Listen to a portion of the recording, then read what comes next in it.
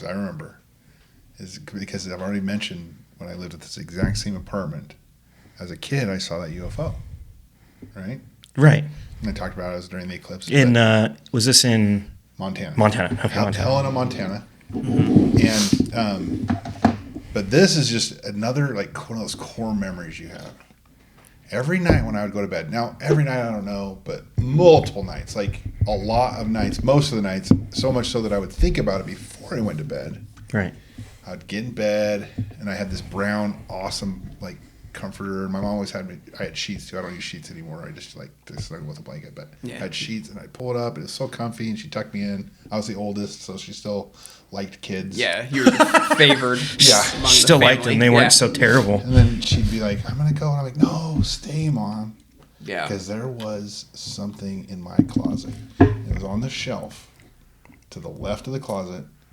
And it would look at me if that door was left open. I'd be like, stay. And then I'd say, can you shut the door? And she'd be like, okay. And she'd go shut it for me. So if she shut it, great. But if I forgot, and it would be open, it would just be this different thing. And it was... Is it a closet or out the door, like in the hall? It's a slider in my room. Okay. Where my clothes are hanging. Oh, okay. And I'm like on, if it's like, this is my room, this is square, the closet's over here, the door out's here, and I'm over here. So it's closer to the exit than I am. Yeah, you're pinned. But go shoot! If I run, it's gonna get me. And I think a lot of us might have had this. My blankets were like really bulletproof or demon proof or whatever the heck it was. But I can remember staring at it and just staring at it. What was it? Nothing. In the morning, it wouldn't be there, and it wouldn't even be there while my mom was there. But allegedly nothing. Do you think it like? Are you saying it was like a figure? It was a face. Oh, a face. Yeah, and it also, I got the creepy feeling I was always being watched. Now you're a kid, so you're just imagining it, which I've often said myself, and I still probably mostly believe. However, I didn't have it at every place I ever lived. It was just that one place? It was just that one place. That's creepy, man. Yeah. You know what I mean? Yeah. And you think about stuff like that, you're like, I don't know, man. I don't know. Even now, so I was even telling my wife, like, hey, I think I'm going to talk about that story. I was driving here, and I'm on the phone, and like the hair on the back of my neck starts standing up. And it's literally 45 years ago or something. So, yeah. I don't know. I've got some good ones that are crazy. Yeah. Yeah. I'm excited. I do like that everybody just puts their head under the covers and all the dangerous things just go away. Yep. It's like the same thing as like Bigfoot, like hanging out in the tent. Yeah. I had to dude, like you could probably just sneeze hard enough and put a hole in the tent. At a millimeter, or not a millimeter even, maybe a millimeter. Yeah. Of material between me and Bigfoot. Yeah. It's plenty. That story's still crazy, dude. It still could have been an elk. It honestly could have been. But elk don't go from grass pad to grass pad when they're walking. They don't care. That's the thing. There'd be some trace, right? The footprints. Dude, there's no way around that. My favorite part of that whole story, that whole episode, was when me and Fielding were listening to it, and we both imagined like a 14-year-old Boy Scout Boy Travis. Scout. No, and you're like, no, I was a grown man. You should have got down. I should have got down and confronted Bigfoot. What a missed opportunity. I wouldn't be talking to you schlubs right now. Yeah. I'd have a Bigfoot museum. Yeah. I'd be like sitting there. I know. Dude, okay, I thought that. But then there's this new series on Hulu called Sasquatch. Mary and I watched the first episode. And sometimes these are sus. Is it pretty good? It's pretty good. Okay. And I mean, it's everyone's stories. How old is it? It's brand new. It just barely came out. Just brand new. Okay. Anyways, and what they do is they have people retell their stories, and they'd use like cartoon cinematography type stuff to like reenact what they're telling. Anyways, I won't tell you all the stories, but one in particular, this is like back in like the 60s where people were like growing weed in California forests and stuff. And Bigfoot likes... Yeah. He likes to do. And so this guy goes out there, and it's like his first day working on the farm. He's like, pruning, doing whatever they do. I don't know. I never worked on a marijuana farm, but he's working. And then like they go back that night, everyone's kind of smoking and drinking and like, but then this dude comes running in. He's like all frantic and freaking out and screaming and the main boss guy's like, are you serious? Are you serious? We got to call the cops. We got to call the cops. This is familiar. Yeah. I don't think I've not it's seen a story that's been around. I think I've read this story. Basically, what happened is there was like 3 workers at this camp, and a lot of people were saying like, "Hey, don't be out by yourself. There's like a Sasquatch out." And this guy's like, "Whatever." No joke. 3 people essentially got ripped apart, like pulled apart, limbs, everything. Like and the they police found limbs. Yeah, and the police ended up coming That up. isn't like the Bigfoot from Harry and the Hendersons. No. This is like if he like had his whole family get killed and it was humans' fault, and he was like, "I'm gonna kill them all." Yeah. It's almost like like a John Wick meets Sasquatch situation, but no guns, just ripping people apart. Like this Sasquatch is growing marijuana, like on another part of the town. This guy's growing marijuana, and so Sasquatch is like, "Hey, yo, this is my turf." So and you started growing weed on my turf. That's pretty intense, man. Rip your arms off. It's way crazy. I heard that because he's like talking about it. I'm gonna update like my worst ways to die. It used to be drowning. I'm gonna Yeah. say ripped apart by Sasquatch is now my. Oh, hands down, dude. Could you I'd imagine rather having drown. your arms pulled so hard they just pop off? All right, real question: burned to death or ripped apart by Sasquatch? I think burned to death because I've learned that after being burned long enough, it destroys all your nerve endings and you stop feeling So it. it's just a quick sizzle. I don't know. I feel like you'd lay there bleeding. I mean, if your arm got ripped off, yeah, you'd hurt, but you would be alive.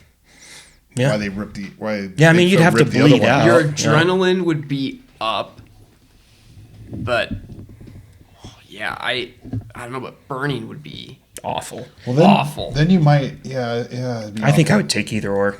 You're smelling like your They're own both skin terrible. They're both burning, awful. and just like the nips of the fire, and like you wouldn't be able to get a You're very good at describing good that. And then breath of smelling oxygen. your own Yeah. What about flesh. this though? You get your both arms ripped off, and you're laying there and you have like 4 hours left to just die slowly, but a fly comes and just like lands on your face. You can't And scratch you're just Yeah. but you're even in too much pain to really shake too much. So I think at that So point you you just wouldn't have even to care. 4 hours of a fly on your nose or burn to death. God, I don't know, man. I don't know. I don't know. I'm gonna Tough hope calls. I just Tough calls. die in my sleep. I thought that like drowning was peaceful. That's what I've heard. That like once you like My number one suck way- in the water and it fills your lungs, like it's Just Oh, like a floating. peaceful death. Now the Okay. moments up until your brain and body counteracts your like Plus, if I it's can't cold breathe, water, I'll you die. got the effects of the ice bath going. yeah, that's right. Internal, external. right. Yeah.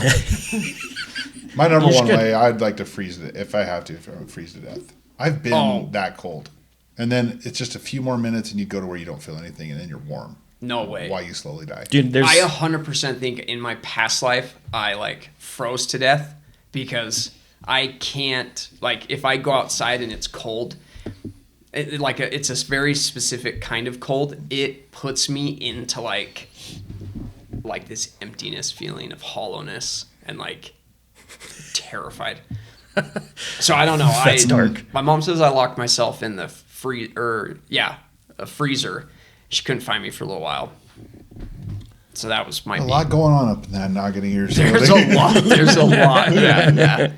I love it. So Which trauma should I bring up in the podcast today? yeah. Oh, the fear of cold. Yeah, the Yeah, fear of cold. fear Let's, of let's cold. dive into that one. Yeah. We've developed several ciphers.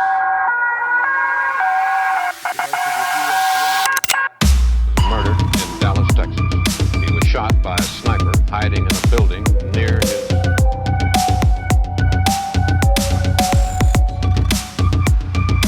Holy fuck!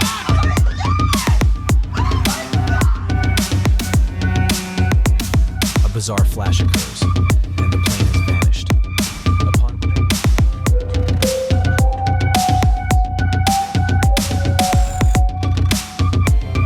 WEF is an organization.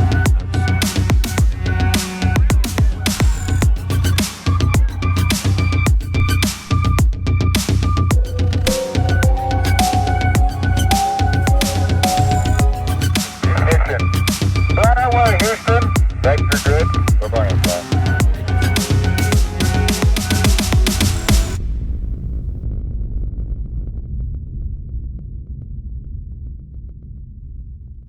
So what?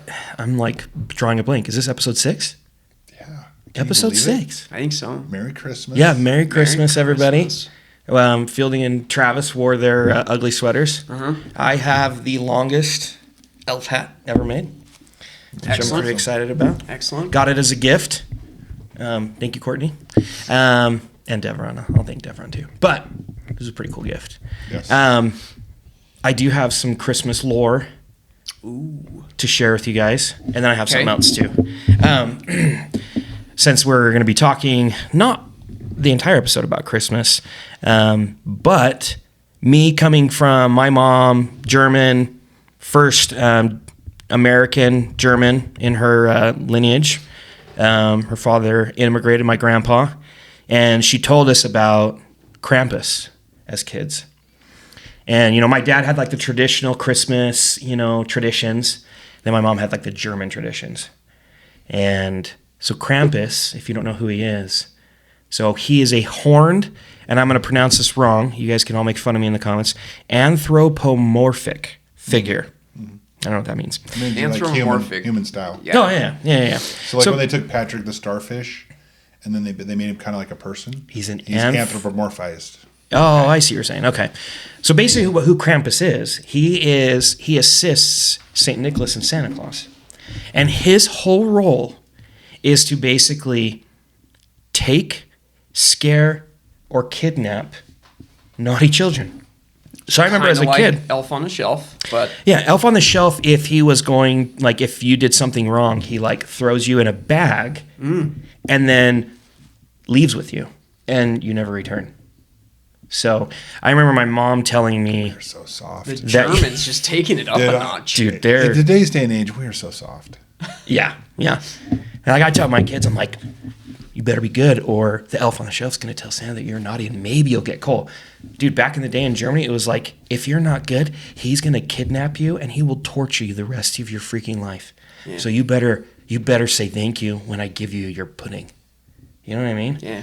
It's like a whole nother think level, about man. this though. As dads, we talk about dad stuff sometimes. Imagine our world is we have our kids that are always like indoors, in corralled situations. There's not a lot of danger. Now imagine like you have to walk a few miles to the end of your farm if you're lucky enough to have one. Right. You're going to be gone all day. Your wife's hand washing laundry or I don't know, skinning In the chickens. river. Yeah. Yeah. And they just didn't have enough eyes to look around. So a survival mechanism could have been put the fear in them. It's like, I better be good. Stay away from the river so I don't drown. Right. It makes Stay sense. away from so-and-so's house because that Krampus might get me. You Yeah, know, dude. it's like, it's so now we don't have all these like immediate consequences that they had. So we're like, oh, that's a mean story. But maybe that was like the What was reason necessary. The reason you were here is because of Krampus. Thank you, Krampus. By the way, they do a Krampus parade deep. in some parts of Europe where you dress up as Krampus and there's thousands of them. What does Krampus look like? Dude, pull up. I've got a picture of him. I'll pull up a picture of him. I want to say he kind of looks like a demon, right? Then they kind of have Yeah, like he a looks. Hellboy I would vibe. say he's kind of got like a Satan Hellboy vibe that will like, Oh wow! yeah. So like this one right But here. he also kind of has Santa vibes, or Look is at that this. just like a modern version? This is an actual picture What of the a costume heck? of someone wearing it at like the Krampus parade. That's a little. Oh, that's a lot scarier. so. Yeah. So it's the devil. Pretty much, it's like Satan. Or the guy Krampus. Yeah. Oh no, it's Satan. it's actually just the devil. I saw Here's one stealing a child, Dude, I'm not joking. It's like, but it's that's in what they told me. like pretty terrible backpack situation. Yeah, and you obviously fall before Adidas came out. I saw one of the, a Backpacks. funny. Adidas. My wife showed me a pretty funny meme that basically said, like, it showed a picture of Krampus, and he had like two kids in his backpack, and he's like skiing down a hill, and it says on the German. top, it says, hate it when I accidentally write my Christmas letter to Satan instead of Santa, and it's like Krampus coming down. Yeah, it's pretty funny. Wow. Before we get into our episode, we need to talk about our sponsor Okay. for this episode. And the sponsor of this episode is Civivi knives. Ooh, that thing's gorgeous. Yeah, look at that. You wanna get a nice close up view of that knife. Yeah, beautiful knives. They make high quality knives, and they are just gorgeous. And so It's very beautiful. it is beautiful. And given that it's Christmas, or by the time this comes out, it'll be about Christmas. I need Travis and Fielding to help me out here. I need you to open that one. We're doing a live unboxing What a day of gifts, man. of Civivi knives, and then Travis and Fielding are going to take these home, Wow. and then we dude. can review them later, if not ever. No way. But you're gonna have to- Civivi, what's the name of the brand? Civivi knives. I'll hold the Civivi. box up. Yeah, Okay. they are by far my favorite everyday carry knife. Got a They're nice light. carry They're case? stupid sharp. Yeah, they come in a great little carry case.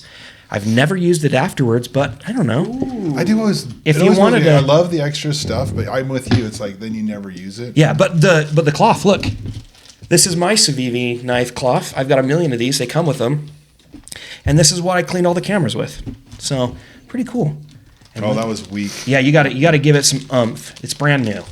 Ooh yeah, Oh, baby. and that's their natural. What if I just cut my finger off on camera right now? That would. You're gonna have to just That That'd would be go terrible. viral. yeah, don't do that. But you've got the what's the name of yours again? Yours is the brazen, The brazen. and it's a Whoa! Look at that thing. oh, Look out, man. look out, man.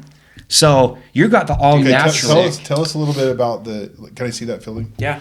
So Fieldings has a different blade, Daniel. I Yeah. know there's a different knives, different blades. So yours, the lower one in the picture, that is a Tonto edge. Okay. So you can see at the very top, it has almost like a 45-degree angle. Just preference. That one's more of like, I guess you could say, your traditional hollow ground, type knife. And so These feel is so solid. yeah, That's what I was surprised at. Like, yeah, how they're heavy it solid felt. knives. They're great. They're super sharp. And honestly, for the price, you get a lot of knife for like a great price. They're deep carry pocket clips. Yeah, They're that awesome. Safety on that is good too. Like that's Yeah, it's solid. That Yeah, is I bet my it's a life good on build. these Someone's knives. gonna be so jealous of me. Yeah. So thank you for Civivi for sponsoring this video, even though I paid for these knives and they have no idea that we're doing this and that they are getting a shout out right now. If everything works out, Yeah, what? They'll know. They'll know. We'll hashtag them. Yeah. But anyway, so Christmas isn't complete with a Civivi knife. So super quality. I Yeah. will say this further unboxing. I mean, just so people can see, it has. There's even like soft, like fur lining on the Yeah. inside of the. you don't want your Case. knife to get scratched You up. get a sticker that looks like a knife. Pretty cool. Throwing that in the Yeah. window, maybe. oh yeah, that's pretty sick. Love your new knife. So in all honesty, I have, I And think at thing this is point, microfiber. Oh, it Super even quality tells you how to microfiber. take care of it if you're new to knives, such as myself. yeah, how to sharpen it, how to everything. Oh, awesome. It's awesome. And at this point, I think I have 15 of these knives. So I have those little knife stickers all over my house. I got a couple on my gun safe. My kids have Let's them on go. their so people Pokemon books. They put Okay. Civivi knives on it. Nice. So yeah, huge shout out to them because they make good stuff. And you're not going to pay $200, $300. You get a quality knife for a great price. I've never heard of Civivi, so now I feel like I've been educated a little bit because that obviously is a nice quality knife. Yeah, it's like It's the easily type the of thing you can heaviest pass the knife time I've ever had. to. Yeah. You're just like thinking, and you're like, I got to clean my teeth. Ooh yeah. Oh yeah, yeah. I've done that. I actually this scar right here on my hand. I don't know if you'll be able to see it in camera. I don't even know if it's like that worth is- trying to show you. But I have a scar about an inch long. I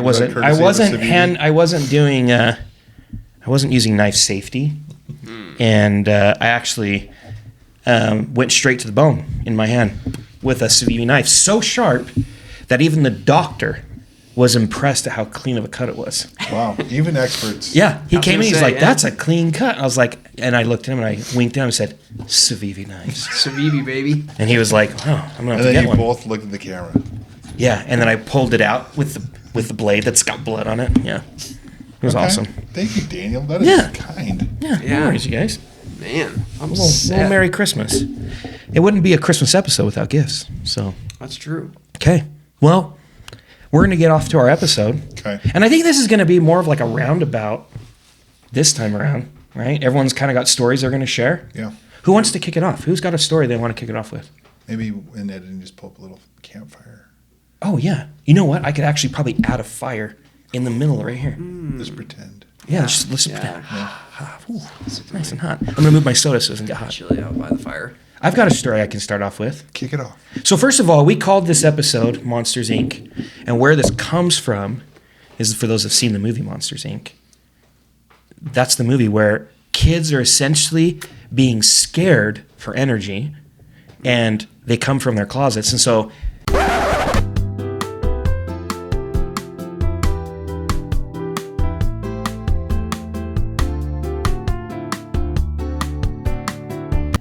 as a kid, I was like terrified of the dark. I was the kid that always had to have a hall light on all night. I didn't like my door being shut because then I was like, I'm alone. Yeah. And my parents won't be able to save me from whatever evil is in my closet. Makes a lot of sense to me. And as a kid, I'll tell you one experience I have, and I'll share some more as we go along. But when I was a kid, I lived in a split entry house. But it wasn't like the split entry door wasn't in the middle of the house. It was on the far, far left-hand side of the house. So you'd walk in, and there'd be, the downstairs, the upstairs, and then it was like, the whole house on this side. And our TV room was in the basement, and all my siblings' rooms were in the basement too, except for mine. Mine was upstairs next to my parents' room. But my parents would hang out in the basement and watch TV for like a couple hours, so I was always upstairs alone.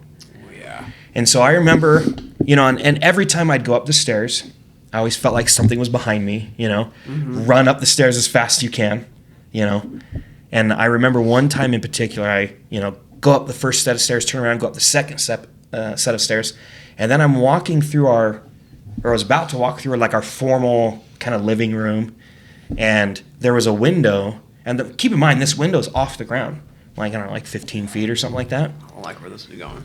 And I look over at the window really quick, and the blinds are open. And the blinds are open, but then the blinds are up about halfway. And I look over, and to this day I can see it still. It was a face in the window.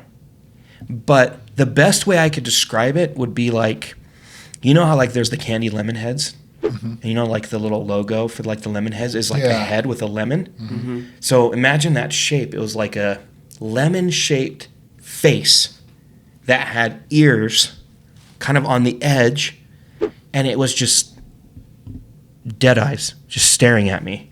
And so I looked and I froze. Well, it felt like eternity, but it was like probably a half a second, and then I bolted it to my room. So what is this?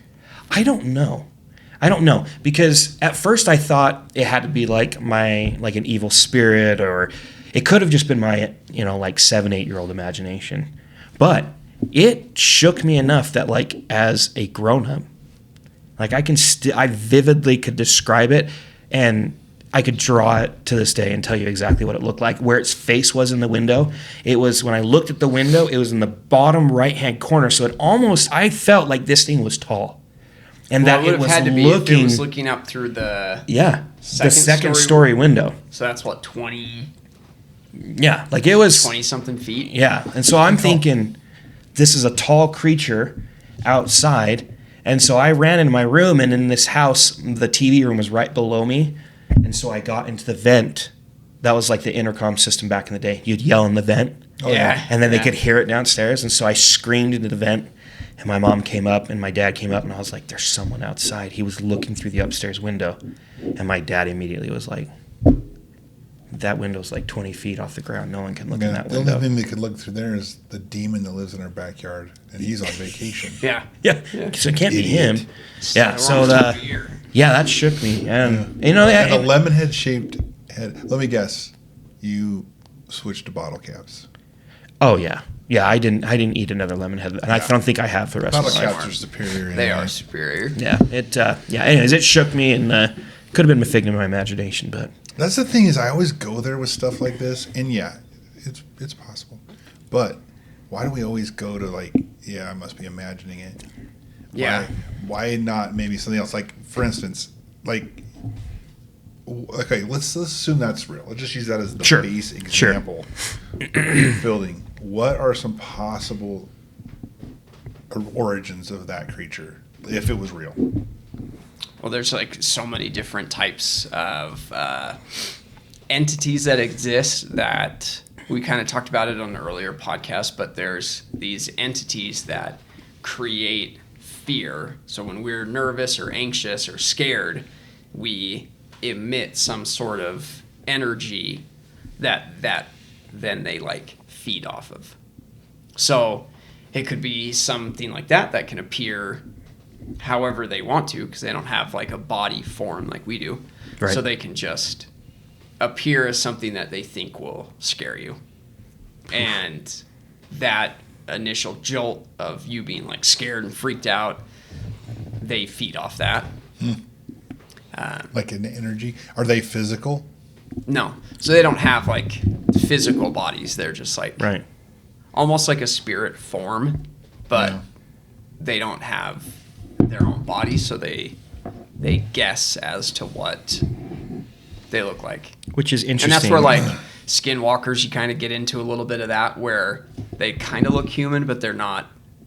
They don't look exactly like a Yeah. human, but it's because they can't.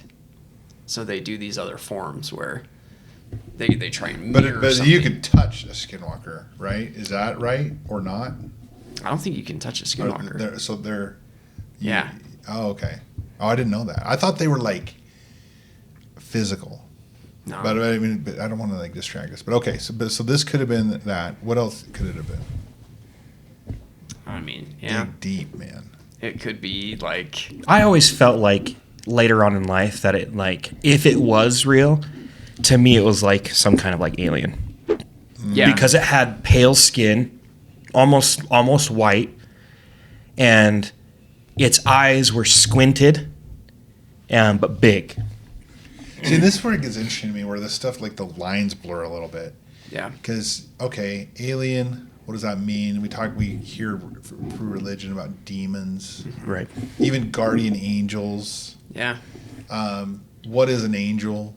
Is it a physical being? Is it a spirit? Is it like a little thing like or even like a demon is that in my closet? Is it just like something I can see? Yeah. It's interesting to me because there's like a blurry crossover between a lot of these things. Yeah. And maybe they're just the same thing being described in many different ways. Well, and I think too that like Hollywood and like the production of like movies using a lot of like these experiences that we've all like, it seems like everyone's had. You know what I mean? Like some kind of experience that follows that same line. Someone like that feeling of being watched, that feeling of like something's in my closet or seeing things. And then I think Hollywood gets a hold of those things and creates these movies, and then it almost separates it from, I don't know, kind of like it's a mythology. I don't know if that's the right word or not, but like it's somewhat make-believe. And then there's like the spirits and ghosts and those kinds of things that a lot of people have had experiences with, and they don't tie the two together. Like there's people that are religious that are like, oh, I've seen spirits and ghosts and different things like that, demons. But then there's people that are not necessarily religious that see a lot of the Hollywood stuff, and it's like aliens and, I don't know. Well, I think you bring up just a sidebar. Like a lot of this stuff we have the stories, and they're kind of dramatized and told at our campfires, and they're like the myth. And we often think of that's a better myth. word. We often think of the myth as like a lie. The myth isn't technically a lie. The myth is the lesson or the essence of the reality. And so sometimes people will be like, well, that's just a myth. It's like, well, just a myth is kind of a bad way to think of it. A myth is the story that we're going to tell our kids so they don't have to experience that thing in the generation of generations. So, so you have a myth created that then keeps them on the straight and narrow, maybe. Right. Or like in the Krampus, the myth is, well, in reality, if you disobey your ancestors' German laws, people would come and steal you. You could die of famine. They weren't washing their hands. They could have went to the river and got into the Whitewater. There was a real threat, and so this myth comes. And so then it's like, okay, well, Krampus, like we looked at those pictures, not real, but also not real. real risk the myth is protecting us from. And so I think it's scary to think of myths as nothing. Well, think of like Daniel joked about, like, you know, you run up the stairs and you feel like something's behind you. Like all of us have that. Yes. And like, why I watched do we all have that? The Ring once, and I think I ran up the stairs in one step. Yeah. It was like I was alone downstairs, watched The Ring. Her hair's coming out of the well first. Yep. And then I was fine. I turned the light off, and then I realized it was pitch black. Yep. And went up the stairs like a shot. And so it's like, where does that come from in our real ancestry? place. That's hardwired into us. Well, and I've for heard a reason that you're not safe. We survived and in the feel dark. that because we feel that. Yeah. Because at some point, people who didn't feel that got snatched. Yeah. And so they didn't have babies. Yeah. But we did because we feel that. Yeah. thing. And that's why we like. I agree with we you. have like those weird things. Like when my wife and I were dating, we stayed at a friend's house, and there was a handful of us there, and it was a party, and it got late, and so a couple of us stayed over, and there's a handful of them who are like, well, we'll just like crash on the couch, like you guys can take like the guest bedroom. And we were like, no, we'll just like crash out here. And they're like, no, you guys take the guest bedroom. And so we're like, all right. So we went in there, and it was a house that's on kind of like Olympus area, so it's up on the mountain a little bit. And so the room was like a basement, but it had a This is window. in the Rocky Mountains in Salt Lake area. Yeah. U- United States. Yeah. And context. so the window was up like, I don't know, like 10 feet up. And we were laying down, and I remember feeling like there was like a woman in a dress that was like floating by the window. I didn't mention anything about it. I didn't say anything to my wife. No, hold time out. You just help me understand. You felt like it, but you didn't eyeball it. No. I just felt like You it. just felt like it. Yeah, because And I so was you like, didn't look. no way. I'm No looking. way, No don't way I'm look. looking. Okay. And so I'm like laying there, and I'm checks out. watching the clock go, and it's just like this is madness. So it's a long It's a long Interaction. night. It's a long way of feeling like this. And so were you or your wife closer to the window? I was closest to the window. Okay. I would've switched. Chivalry. Okay, good. I was like, if you just let her keep sleeping and she No, was no, like, Just next to kidding, the babe. window, I wouldn't Yeah. switch. Phil I was would. like- I'd be there. I'd be when, like, when hey, he gets do my you wanna wife, sleep? then I'll just run out. No. So morning finally comes, and I like start joking about like, oh, I had a hard time falling asleep. I was like afraid. And she's like, did you feel like there was a woman? No way. And I was like, what? So we go in, we're like, now First she and of I are all- talking about it. Communication needs to happen better between you two. Well, yeah, Life we were lesson. dating. It was early on. Okay. And so basically the end of that story, none of those other people who were like, oh, we'll just sleep on the couch, we'll sleep on the floor, they had stayed in that room before, and they knew it. So when we came out, they asked us like, hey, how'd you sleep? Like they were fishing, and then it was like weird, like Jerks. And so I told, yeah. And Are it was you like, serious? That's I'm like, I wanna messed go there, up. dude. So I'm like, I don't know what happened there, but he's like, oh yeah, the person who lives there. He's like, oh yeah, I would never sleep down there. Well, that's interesting because there's different kinds of ghosts. Like, I was kind of just looking around. They have, they call them. Well, first of all, you've heard of the famous ones like poltergeists, right? Yeah. But they call them residual hauntings, where perhaps something happened and either the physical stuff that's there it imprints on them, which they call stone tape theory, or the spirit is stuck there, and so it doesn't really know that it's haunting. It's just like, what's going on? These people aren't paying attention to me, and it keeps doing the same thing over and over, looking for something. That's where like people hear, like they'll see a ghost walk up the stairs, or they'll hear like footsteps, but it's not like doing anything or scaring them. It just also like is existing. The one that comes to mind next. is like the watchman with with a lantern, and you hear him he's keeping watch. Right. Like that's a And he's not like scaring anybody Yeah. or trying to do anything. He just is also existing on this plane that's next to us that for some Like reason the veil is just thin. yeah, they can see into ours, and that's where I'm like, I don't know, Well, this do is you where die and then you the movie Inception, yeah if you remember. I mean, Great movie. Quantum theory could say that, hey, well, he's time traveled. Then remember, he knocks the book off the shelf. Mm-hmm. But it was him, right? That when he first went. Oh, you're talking about Interstellar. Or Interstellar. Yeah. What did I say? Inception. oh Yeah, I was not trying I Inception. was like Sorry, my bad. I don't know that that's like ghost No, but yeah, you're right. Interstellar. But Interstellar. I'll when ride he with it. time travels, knocks the book off because he's in an alternate reality. Yeah, and it was him that saw the book come it's off. all the realities of like his daughter's bedroom, and so he can Yeah. jump back and forth. He goes into a black hole. Yeah. Is that what Yeah. I can't remember? Yeah. Yeah, so then he's there, and there's like millions of this variation. And you can almost see all of them at the same time. Yeah, and so he can just move to one, and then he realizes that he can like What if interact that's what with hauntings are? The Yeah. watchman carrying the lantern, maybe that's not a dead ghost like we think of, like Scooby-Doo. Yeah. He exists right now, it. Yeah, and he's keeping watch because he's alive, and And it's just on a separate plane, but for some reason in that environment, it's thin enough that we can. here's experience here's it. a true story. My wife told me this today. This is a true family story. So We'll hold that sacred. grain of salt, but at the same time, it's in the lore of her family. yeah.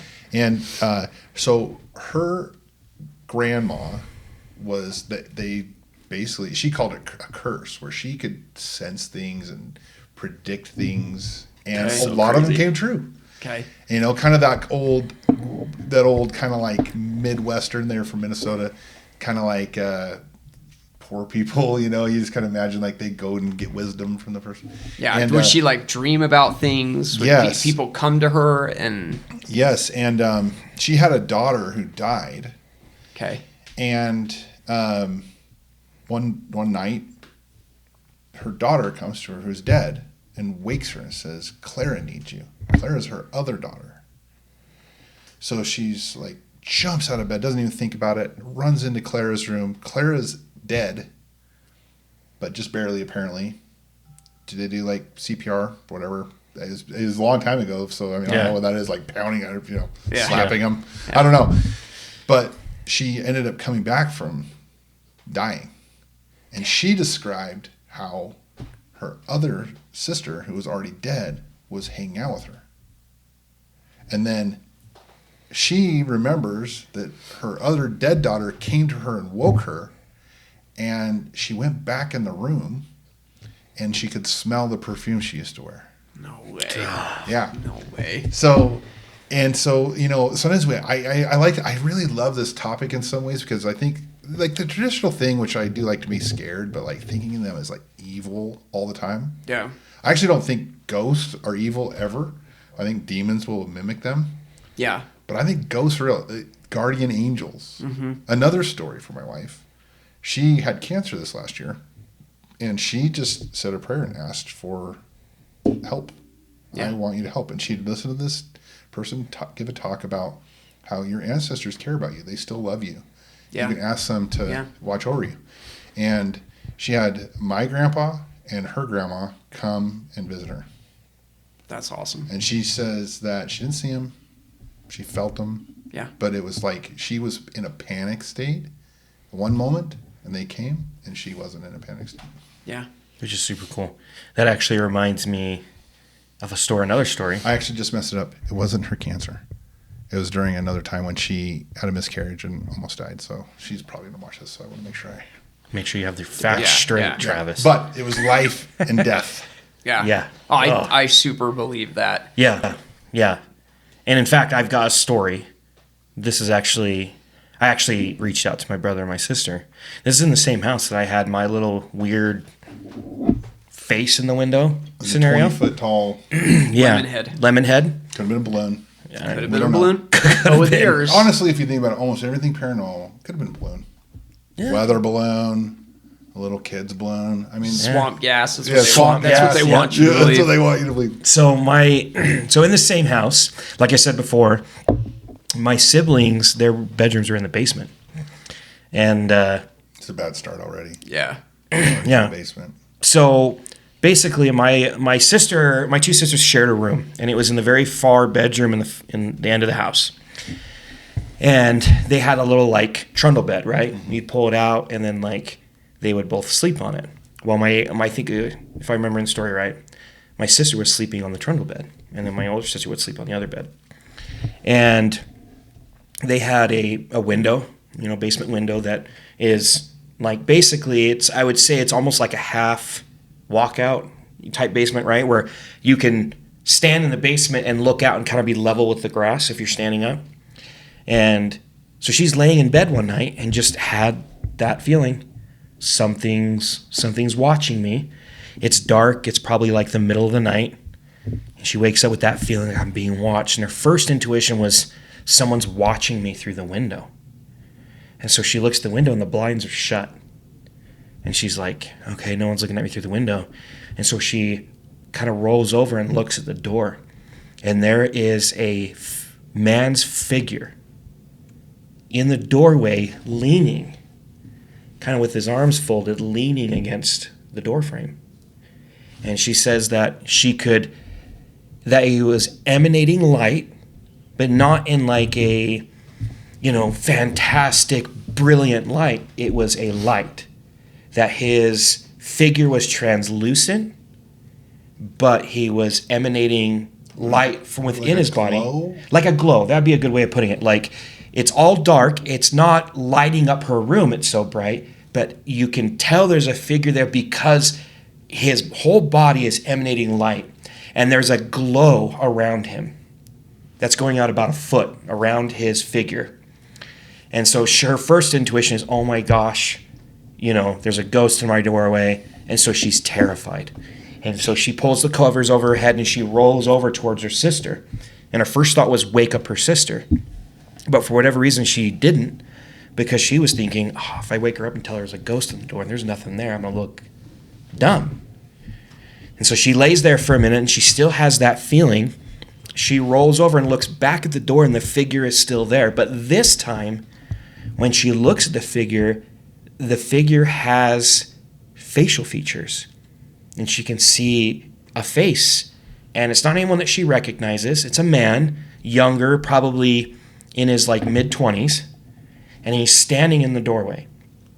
And so she then rolls over again and she lays there for, well, I'm sure felt for like an eternity. And she just stayed there. And then eventually fell asleep, woke up later, and it was no longer there. Now, what was happening simultaneously at the same time that they didn't realize was in my brother's room, he had also woken up in the middle of the night. And he had rolled over and saw a figure in his doorway. But the figure in his doorway was also leaning against the door frame with his arms folded. But this being was completely different. It had an emptiness to it. It was dark in form.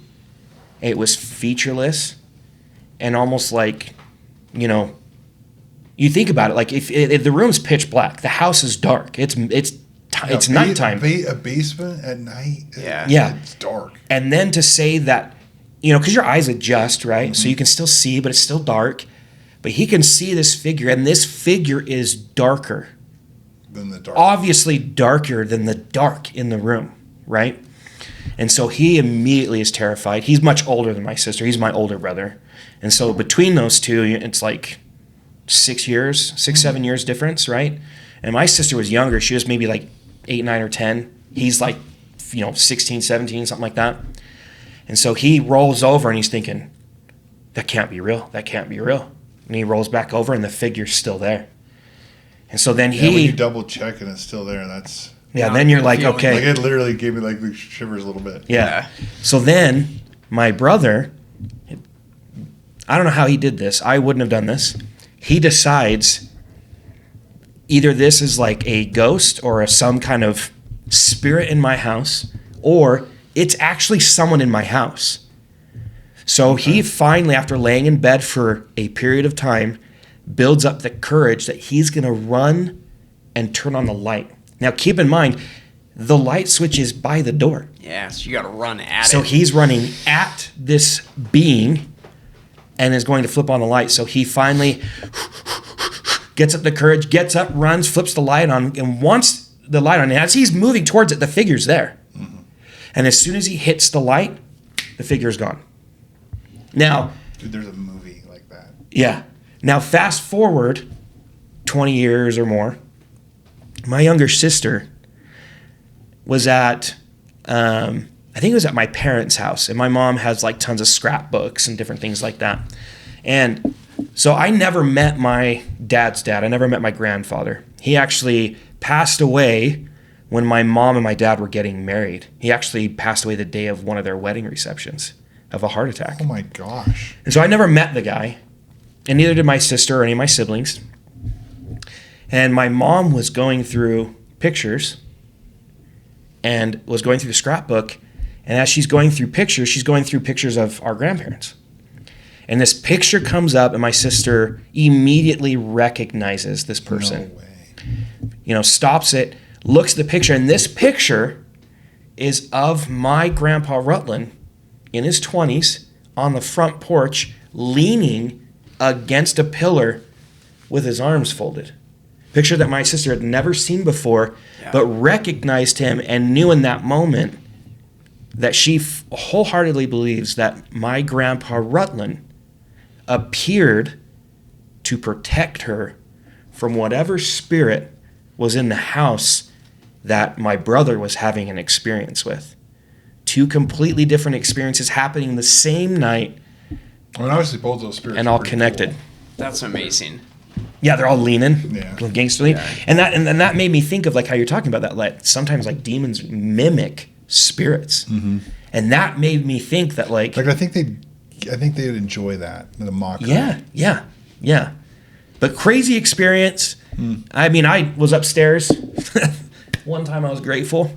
Yeah. But yeah, that house, there's some weird things that happen there. Well, they say that like the spirit world is on this earth, like it's on the realm that we live on, and so why wouldn't you want to like take care of your family or defend your descendants, Right.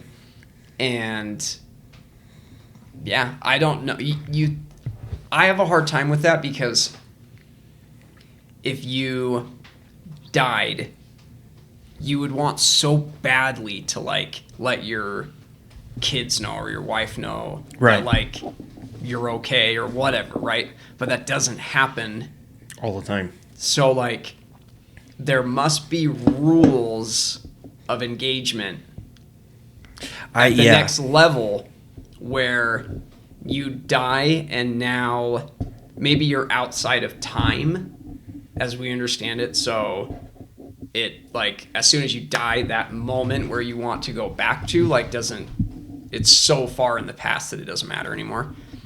Or there's rules like that where there are moments that you can interfere or something like that, where you can protect, but I don't know. Or is it just the person is able to see you? It's interesting because sometimes it seems, I mean, obviously terrible things are allowed to happen, right? Right. But then other times there's stories like this one, or even ones where there's physical stuff. I mean, I think there's one about George Washington talks about like that helped decide the Revolutionary War. It's like, well, what is being allowed to happen? It's interesting too, because and it's funny. I've never had like not spiritual experience. That's not the right way to put it, but interactions with spiritual beings. But when my mom's mom died when she was 8 years old, she had her mom's spirit move through her and comfort her when she was crying all night because her mother had passed away. My grandfather, my mom's dad, when his wife passed away of a tragic car accident, she appeared to him in a very like glorious type fashion and let him know that she was safe and okay, and that he didn't need to worry about her, and that everything was going to be okay. So I think there's times where, and I think this kind of I'm a religious person, so I think of this not only just on like a spirit level, but just in our interaction with God and with the afterlife, I guess you could say, that I think if the veil is too thin and there's too much interaction, then why would we have to have any type of faith? Right? Because if I'm seeing spiritual beings on a regular basis and I know that like, oh yeah, there's a life after this, everything's going to be fine, everything's hunky-dory, then I don't have to exercise an amount of faith and belief in things that are to come. And therefore, it's less of a challenge for me in this life to be like, okay, I believe in an afterlife, even though I haven't had these experiences, and if I had a lot of those experiences, I would imagine that individual that has had those it would be easier for them to be like, there's an afterlife. I need to live good. I need to do these things in order to, make it to heaven or whatever. Yeah. And I think that, there has got to be some type of, written rule on the other side that says, hey, you can only interact in these circumstances. So but that would make sense to me.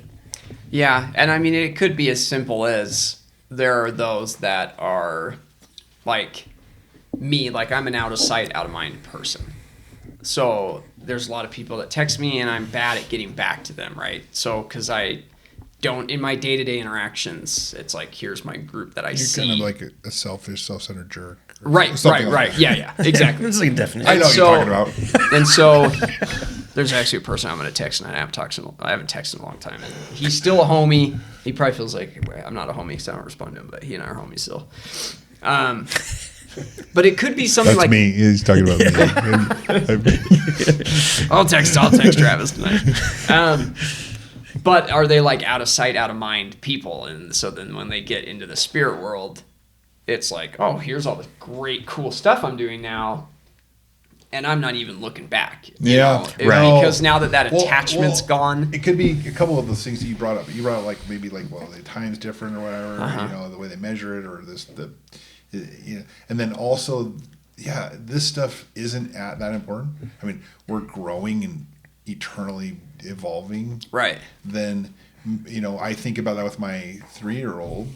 When they would fall down, sometimes I wouldn't even, react. Yeah. Yeah. It's not that big a deal.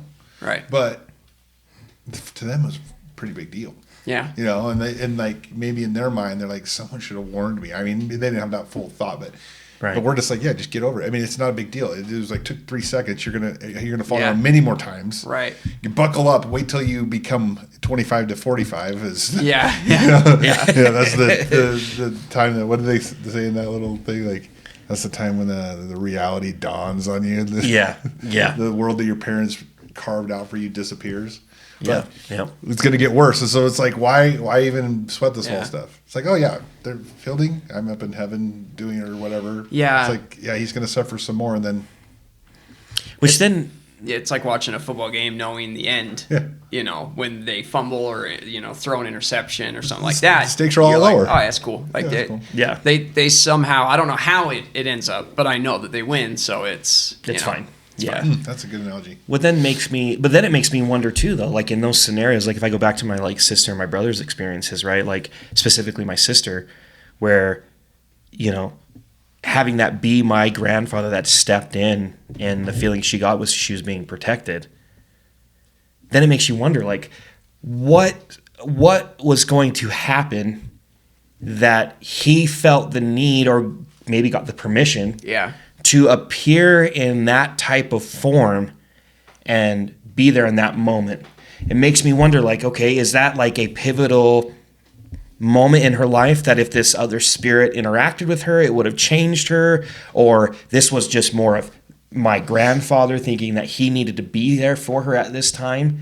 I don't know. It makes me wonder, like, in those moments, because I don't think that they're few and far between, I think, for most people and in general. Why do spirits feel the need to appear in those moments? I was going to say, maybe that's even like for your grandfather's continual progression. He needed to protect her You Right, know, for right. on like his side of the veil, you know, maybe that's something that Like a support, like he needs right, to be there for he his needs to- grandkids and or so something. now Yeah. he's doing that kind of thing, but That would make sense to me. Yeah. but it's crazy. All I know is it's like, yeah, man, there's got to be something on the other side. When I lived in Missouri for a couple of years, and I met these people that were out knocking doors, and they had this thing that was like a certain amount of people like made it to heaven and everybody else like didn't. And so we kind of were going back and forth visiting about that, and they're like, well, I don't really even think there's like an afterlife, to be honest. And they're like, and how do you know? Like, how do you know that there's an afterlife? And I'm like, even if I didn't know there's an afterlife, I would much rather live my life thinking that there is. Oh, And that's this where I'm like, subject. people that just live like, oh yeah, you die and then you're in the dirt and that's it. And it's like, how little hope of like the future do you have? Like, I would much rather live in a world where I think I'm going to have, you know, an experience after I die. Yeah. Even if it's not like 100% confirmed, right? Like, Right. Yeah. why wouldn't you want to I have, that? this is a topic I love because I have such a hard time trying to wrap my head around the idea that there is nothing after this life, you know, and especially with so many near-death experiences, people leaving their bodies, you know, very similar stories there. You have people that have these, you know, experiences with spirits that are not like horror movie style, but are like, you know, loved ones that have passed, you know, and people will argue like, oh, well, that's just them psychologically needing it, so they make this appear in their own mind. It's a sense of like, you know, insanity or whatever. But to think that once your plug is pulled, that there's nothing, that you cease to exist, that your spirit, your mind, your intelligence, your intellect, all that just cease to exist. The light's turned off and nothing happens. Then why I don't know, my argument always to that is, if that's the case, then how do you explain these experiences that are not just like cherry picked, one or two here and there? I mean, I would bet that there's probably hundreds of thousands of people that have had either near-death experiences or spirits appear to them, and they have interaction with them, that have people that have passed on. Like, how do you explain that? Yeah. Well, additionally, too, I think sometimes we think of like AC spirits and there's that type of stuff, but like, what about spirits that are still inside of bodies, so they're still alive? And we've all met those people where you are either really repelled by certain people or you're really connected to them. What if that's that your spirit is communicating something with that other spirit? I mean, I've probably repelled people, probably my spirit BO maybe or something. I don't know. Or But I'm like we always kind of like segment things as human beings into like before, after, right? And I'm starting to really imagine in my mind that I think when we find out what the true answer is, we're going to be really surprised about all of our preconceived notions of the way things worked. The nature of God. We're probably going to not. We're going to be like, whoa, that is not what I thought it was. Whoa, it was a computer program all this time. Who'd have thunk it? We all just get unplugged and For the record, any of my friends that are watching, I don't subscribe to that one. So. Oh yeah, I had this. This guy asked me a question before my class started yesterday, and he's like, he knows I'm like big into conspiracies, and so he always asks me stuff, and he knows I'm in the banking world, so a lot of his questions are around like banking conspiracies. Well, where most of them originate. Perfect. And and so he was like, are there any around like the second coming? And I'm like, well, there's like a ton of different variations of things. Like, what are you thinking? And he's like, well, it's just like, what are some of the things? And so I just went like very basic, like, oh, well, there's like a conspiracy that like there are people trying to force the hand of Christ by making and trying to check all the boxes in Revelations, by forcing it to then happen. I'm like, then there's others that like... And I think that could be true. I don't think it would work, but I think that there might be people right. who yeah. would do that. Yeah. And I'm like, the other side is there are people that are like trying to prevent it from ever happening. Da, da, da. I'm like, then there's another theory that the like 1,000 years of like the apostasy. The millennium? No. The like the Dark Ages. Oh, yeah. That all those like beautiful buildings and cathedrals and things that were built during that time, that's just the people that are writing the books today are telling us that was the Dark Ages, but really that was the millennial reign of Christ. And what we're living through now is like Satan's loosed. He's everywhere causing all kinds of bad things. And so all this beautiful architecture and things like that, where when Christ was on the earth, it was all this peace. And those that are in control now are rewriting the story and burning all the books and all that stuff. And so I was like, just telling him as like, oh yeah, here's a little nugget, here's a little nugget, here's a little nugget. This is keeping it basic. I've never heard any of those things.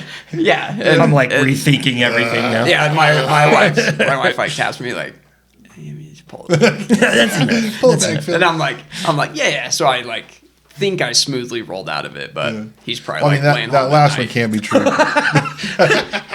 Crap, I missed the millennium. I miss the millennium. That's Which so I don't, funny. and that's the thing, like when we get into conspiracies, you always have to start it with like, I'm not like, stamping my name on this. However, I'm This is open what- to it and I love Yeah. like these different things. And so, I love it. so then I had to like throw that in there. Like, Well, you get pretty entrenched even in beliefs that you think are right. You know, like I'm a Christian, and I thought a lot that the way Christianity kind of works is like you do something good and then you get something good, almost like a cosmic vending machine. right. Yeah.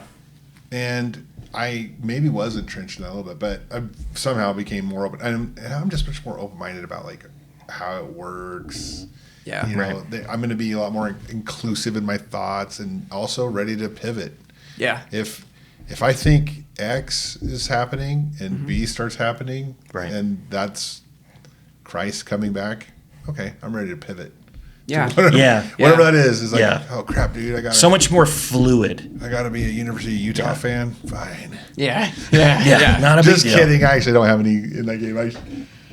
Anyway, funny story about that sidebar. Nothing to do with ghosts, but I got to tell you this now that I brought it up. Okay, can you Yes. tell us after the break? Is that cool? Yeah. Okay, we're gonna take a quick break, and then we're gonna jump into Travis's story. Even though we did have one fan tell us not to take more breaks. Well, I'll tell you guys a little behind the scenes magic. The batteries in our camera only last about an hour, so we have to switch batteries. That's what the break is. Thanks, guys. 1 sec.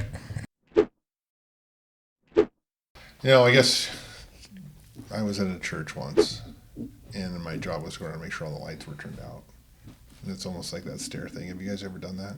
Yes, You have to be many a And time. you're like walking through, and it's like it's bright, and you're at church, everything's fine, then you click it off, and it slowly gets darker and darker behind you. Ugh, it's a terrible feeling. You're kind of like the last one, and then you remember that you have to go back through the gym to go to the other side to where your car's parked. Yeah. And you're like seriously considering just going outside and walking outside. Because that's safer. Yeah. Yeah. Stay You don't have any safer. blankets to pull over your head in this situation. Yeah, they can grab you Yeah. any part of your body. There's nowhere safe.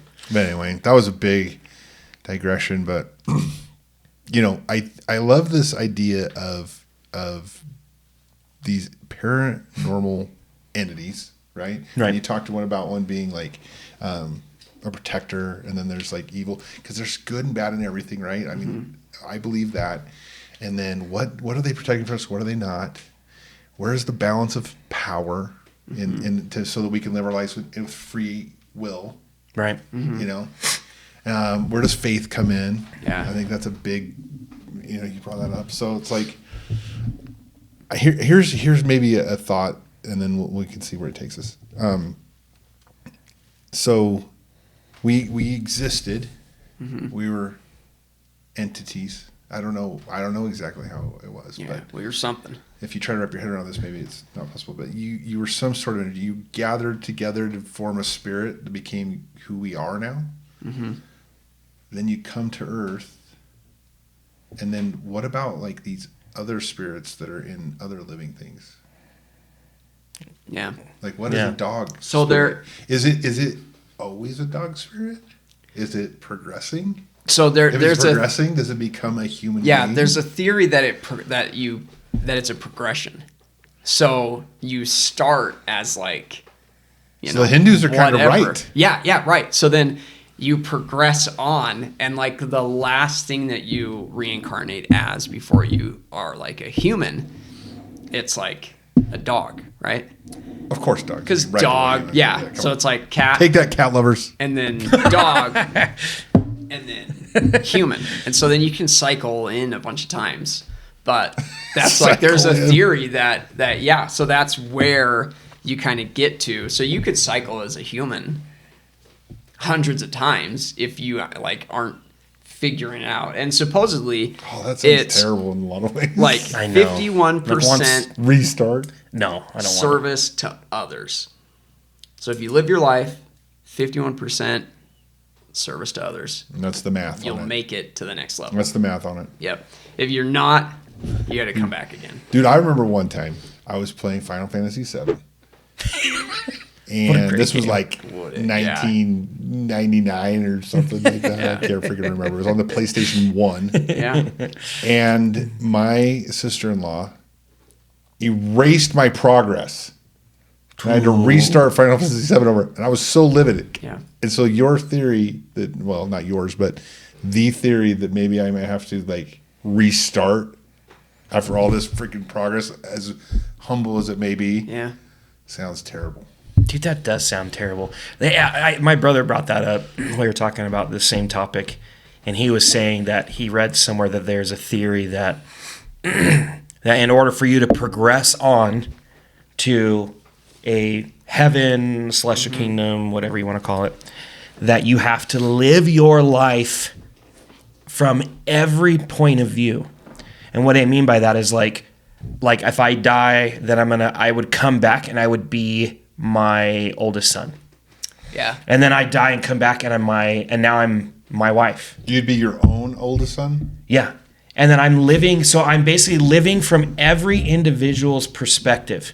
It goes even bigger. Like, And it goes to me, the point where I have to be Fielding. Like I would I be have you? to be you. Yeah. I have to be you would live Dude, my I would life. love to be Fielding. the homeless guy down the street. I have to live his life once. So it's basically you live over like a billion lives. More than Billions that. and billions and billions of lives. Different time periods, male, female, Dude, I can't wait till I'm freaking short Michael lives, Jordan. long lives. And yeah, and then that's where that theory Oh, comes man. in, where religion comes in, where it's like, treat others as you would want to be treated. Because you are. Stop ripping off your fellow man. Right. Because it's like, you're just ripping off your person. Like, whatever the saying is, like, the least you've done unto your brother, you've done it. It's like, that's because the whole You've heard of this the before? whole universe is just Recently, one. though. I mean, It's I've always the law, heard it's of the like, law of one, which that's where like a lot of my crazy stuff I subscribe to, law one stuff, because it makes sense in the grand scheme of like religion aspects. I will say it is weird. Some of the weird thoughts that also don't, like if you look at like where the hard stops are on religion, they don't necessarily conflict. You know what I Right. mean? Yeah. Like it sounds cuckoo, but also doesn't really, both could be true. I just don't Yeah. get why religion always has to be. I'll probably get in trouble on this one too, but I just don't get why religion has to be a one. Like, like why is it one religion that everything else is wrong? Not everyone else thinks that. Well, right, Yeah. but I mean, like that's a lot of things where it's like, well, religion by itself. I don't necessarily. Maybe Could it's be a good nuanced, and thing. I don't know. Maybe this is not right. But the way I kind of look at it, it isn't like wrong and right, like a binary type situation. Yeah. right. It's like you just progressing closer and closer. Like somebody's telling more closely to what is actually happening than others. Yeah. And I don't think any maybe the better way to say this is we don't understand the full truth, no matter what religion anyone is. Right. And that's where maybe it's they're saying it, and maybe it's being taught at some level. Yeah. But it'd almost be like saying that my 8-year-old born drug affected kid can understand how to like fix my car. Right. It's like I could show him like this is a car and like it's broken. You have to fix it, and one of the things you do is take the tire off. But in his mind, he's barely grasping it even then. Right. So I feel like that's the way I'm with down religion. the road, so, everybody's like taking car tires off because it does, and you're just like, no, they're that's like, not I remember my the- dad took the car tire off. And it's like, and it that was made because it the work. brakes didn't work. Yeah, It was you don't because have gas. This is different. And so it's like the Gods Must Be Crazy. Have you heard of that? So the Gods Must Be Crazy, this movie from like the 70s, and this Is it a Monty Python one? it's kind of like that, but I don't remember exactly. But I just all I remember is this guy's in a plane and he's flying over Africa, and you actually will have. I'm sure you've told me other stuff about theories that kind of are similar to this thought. Okay. And he's drinking a Pepsi or a Coke, his glass bottle, those cool thick ones, and he just throws it out the window of this airplane. And there's these like African tribesmen, and this bottle falls out of the sky. Okay. So they take it and obviously start to worship it. Makes sense. And I feel like that's kind of in a lot of ways we have. And even though we might have more than that, and when we have God maybe trying to explain it to us, he can't all at once. Yeah. And that's why sometimes also religion maybe seems inconsistent. It's like, trust me, you guys are so dumb, and this is so hard, and I'm progressing through this the best I can. It's not me, it's you. Well, there's so many examples of things that are like just like a simple thing that we do that then has such a huge impact. And I feel like if we knew how the universe works, how it really worked, our brains would probably melt. Because it wouldn't fathom. Like my cousin and I were talking about aliens, and he's like, "You're so dumb for believing all that stuff." Like blah blah blah blah blah. And I'm like, "Dude, it can exist." And he was like, "If an alien showed up, he's like, our entire reality would crack." And I realized that it's like, no, your reality would crack, and you can't handle that. So you think everybody else couldn't. Where I'm like, there's a lot of people that are like, yeah, that could make sense. And I feel like religion's kind of like that, where some people are like, nope, it has to be in this box. Even my wife brought that up with that. So then you have to try and say things as like, how do I get everybody across the finish line without telling you that you're in a computer program, right? I would say to. I don't even know how you. Okay. Well, it's okay. I love this. This topic alone. Nice. Would say be nice. Yeah. You would start with 10 commandments. And then it would. I was gonna say you start with 10. You really would. I mean, I could see it in my mind. Like, that kind of seems like the base. Yeah. And then you would try it, and you'd watch what happens. I think they're ready. Yeah, and that's like, all right, let's give it a little bit more. Okay, the couple things. You want to sacrifice animals? Sure. If that makes you think of me, sure, we'll start with that. Yeah. Okay, and I love this topic. I love this topic. Okay, first of all, the first thought is one, if you are Christian and you believe, obviously you look at the Bible and you look that they were living a law that was very basic, something that you would teach your, 5-year-old. Right? You make your bed and you do it this way, and it's very simple, and you're speaking to him like a 5-year, like you would speak to a 5-year-old, right? And you look back at the Bible, and it was on the Sabbath, you could only take a certain amount of steps, right? And it's when you're teaching someone a process or anything, if you go back to the car analogy, right? Well, what's the first step? Well, we take the bolts off the tire, right? And you're telling them that step first before you get into, well, now you have to use the caliper clamp to get, the fluid to compress so that you can get the new brakes pads on and get it onto the rotor, right? And it's when Christ came, he gave them the higher law. Mm-hmm. Instead of, 10 commandments, thou shalt not kill, thou shalt not steal. Now it's, serve others. It's, it's more of the why behind what all these rules and things were. Second thing, if you look, I love the story of Noah. I just love it. And the reason why I love it so much is because it is in every single culture, religion across the world. Every single, whether it's Hinduism, They've all got- Buddhism, they've all Name got a of flood. The other one that's like the other famous one from like the Middle East. Just a different name for Noah. I was just watching a video on it today. I can't remember. Well, it's hold on.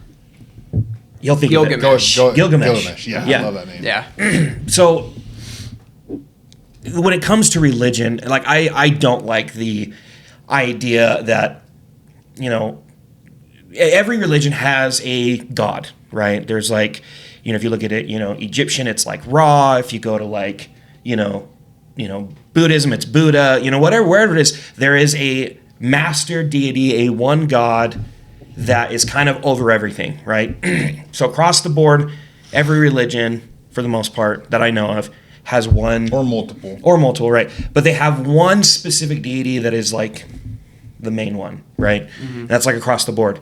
But then like when you go to like the story of Noah, like there's every religion has a flood story. And it's like, why was it flooded? Well, it's flooded because everyone was being wicked. Okay. And then one person was saved. Whether it be, Noah or a Gilgamesh or all these other names, but it's all very similar. And so in my mind, the way I rationalize this in my mind, the way that I think of this is, when it comes to religion saying like, well, our religion is more true, or our religion is this, or our religion is that, me being a Christian, to me, the way I see this is, if this religion over here gets you a closer relationship with Jesus Christ, and you have a more kind, loving, existence where you're serving others and doing right by others, then I don't think that person, when they die and they get to the pearly gates and, the gates open up, it's like, oh, sorry, you weren't part of the right religion.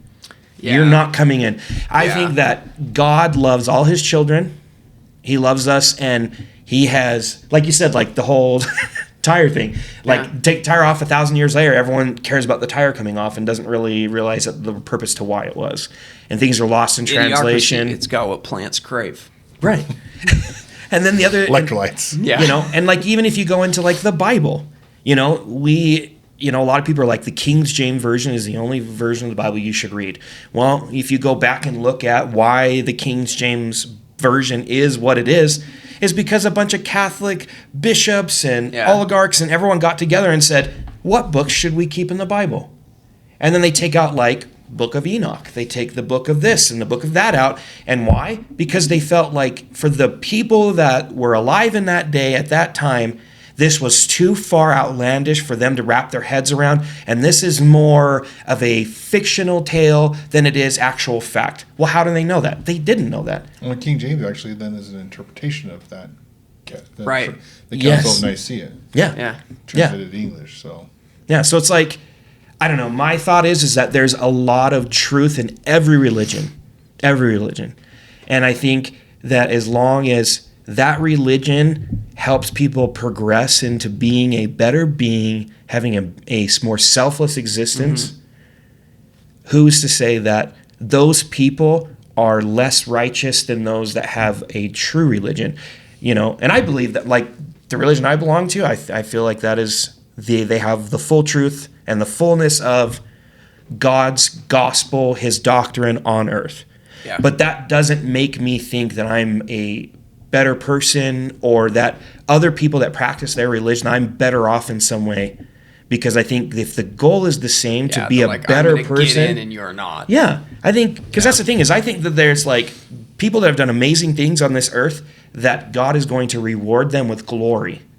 And just because they didn't have all the truth, I don't think that's going to matter as much to God in that context than otherwise. Well, it certainly doesn't make us better or anything. In fact, in our family, we adopted a couple kids, and I often think, speaking of the spirit, back on kind of like spirit existence and us existing outside of our corporeal bodies. Bring us home. Yeah, Bring us back. My kids, I believe we were up in as spirits together. Yeah. Right. And then I came down to Earth, and then my wife came down to Earth, and then we created this family. And so our children came to us. They were in spirit form. They came in body form. Yeah. But I really feel like our adopted kids were also with us up there.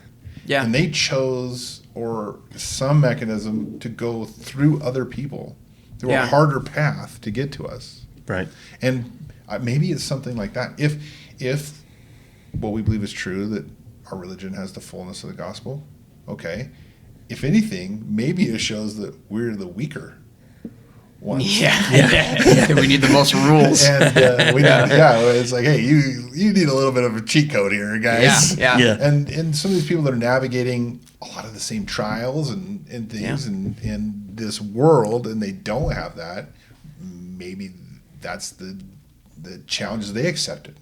Right. Yeah. But ultimately, we're all going to be challenged. No matter what religion you're, I believe you're here to be challenged so that you can then return to live with God. So, yeah, I like that. We're not. I think I do think that that's maybe in the culture sometimes. Oh, it of is. the church where it's like, well, Right. we're blessed, but it's hilarious because there's literally a story that talks about people that do believe they're more righteous, and they're praying about how much more righteous they are than everybody, and that's just so opposite of what we technically believe. Yeah. So, anyway, that's kind of my final thoughts on that. I like thinking of the fact that we have spirits with us that are guiding us, our ancestors. I mean, I love the Asian philosophy of ancestors are with you and stuff. Yeah. And because I Mulan. think, Such a good one. Mulan, and Yeah. it's good. And the Shinto gardens in Japan, and the animal spirits that come and they represent things. So I think it's good for all of us to maybe try to remember that we do exist besides our base physical needs. Like, I need to eat food. I need to have all these other things to take care of my body. Let's try to promote our spirit side. Yeah. And I'm talking to myself. Yeah. No, I think my final thoughts too is, I mean, there's no doubt in my mind that there's like a spiritual existence, before and after this life. I think there's evidence of that. And I think far too often we think of this world, very like myopically, that I have an existence on this world. I need to gain wealth. I need to gain, these things. I need to buy this. I need to work X amount of years before I can retire. And so much of our existence is thought of in like a mortal way. Yeah, that I would agree with what you said. I think the better way to live is to do those things while focusing on our spiritual existence as well, that we are spiritual beings on earth, and one day our spirit will leave our body. And what are we taking with us when we die? I can't take my wealth. I can't take my amazing gun collection. Those things are going to stay here. And really what I'm going to have is my experiences. Yeah. And I'm going to take with me my experiences, the lessons I've learned in my life, my failures, my successes, take that with me so that I can continue to progress. Yeah. I love it. Ditto. I think 100% we knew the trials that we would come to Earth and experience. And I think we chose specific lives. I think we came at certain times to be around specific people, because I think all of that is just, we're all so intertwined, and you pick that, and we're all trying to just be,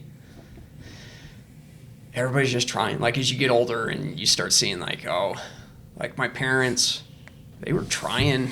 They did the best. Yeah. And like, I look at my kids and I'm like, that's where they were. Yeah. Everyone's always doing their best, even when they suck. like they are doing what they think is Like is best. It's like sometimes I suck, but I'm still trying hard. Yeah. Funny thought. Wouldn't it be hilarious if we get we pass through the veil, we die, and we can see what our pre-existence was like? Wouldn't it be hilarious that like in heaven we're all sitting down at like desks, and Heavenly Father gives us a piece of paper and gives us some like the eight crayon Crayola box and goes, I want you to draw what your life is going to be like on earth. And we're like, well, I'm going to go through a divorce. and then I'm gonna struggle, financially, and I'm gonna have a couple dogs die. That's gonna be good. And then you get here and you're like, what the frick was I thinking? Why did I sign up for that? Daniel is like, that's one way to look at it. Or the other one is like, he hands you a piece of paper and it describes the life that you're gonna have, and you're like, okay, I'll do it anyway. Yeah. Oh, I hope I get on the other side and I'm like, dude, I'm a champion. Yeah. And then you're like, man, I could have done so much better, but I'm still a champion. I think It's like when I think if you can hear me saying this, you're a champion. Yeah. When you know you're going to do hard things. Yeah. I mean, think how much you've pushed me just in my life. Like, I'm such a different person than I was when you met me 10 years ago or however long it's been. Like, Yeah. and it was a lot of like hard work that you forced me into like journal and think about, and like, well, not forced, but like inspired me to like want to take on the challenge of actually looking at the man in the mirror and like, yeah, I want to make these changes. And it was hard. Oh, man. But when you're doing it that you're like, but I want something different. So I want to be better. So I'm going to have to do this. I think it's a lot like that. That it's going to be hard, but then looking back, it's like, okay, I'm glad I did that. I'm glad I went through those struggles, because like, look what it's taught me. I mean, my struggles in life that I apparently chose, dummy. Theoretically, right. It's not But canon. like, it's made me a much more patient and forgiving person than I was when I was 21. Yeah. 21 to 30. Yeah. Very Think of the different people person. we don't like, almost without a doubt. Like, if a 3-year-old throws a tantrum, we still love them. Yeah. If a 30-year-old throws a tantrum, we're like, that person. That person's It's whack. almost always someone just who punched a hole hasn't in the been. wall. It's like they've hit a chronological age that doesn't match their experience level, and so we got to push that experience level to match our chronological age, and then people will be like, oh, that's a nice person. Right. And it's almost always the person who hasn't had to be pushed, and now they're like, oh, they're 40, but they act like they're 30. Right. It's Yeah. off. People universally are like, that's terrible. Trust fund babies, or they have, Yeah. they have phrases for it. So It's funny you brought that up. I remember Travis told us some things that. Yeah. Yeah, I remember coming out of a couple of one-on-ones where I was like, "Oh man, that was rough."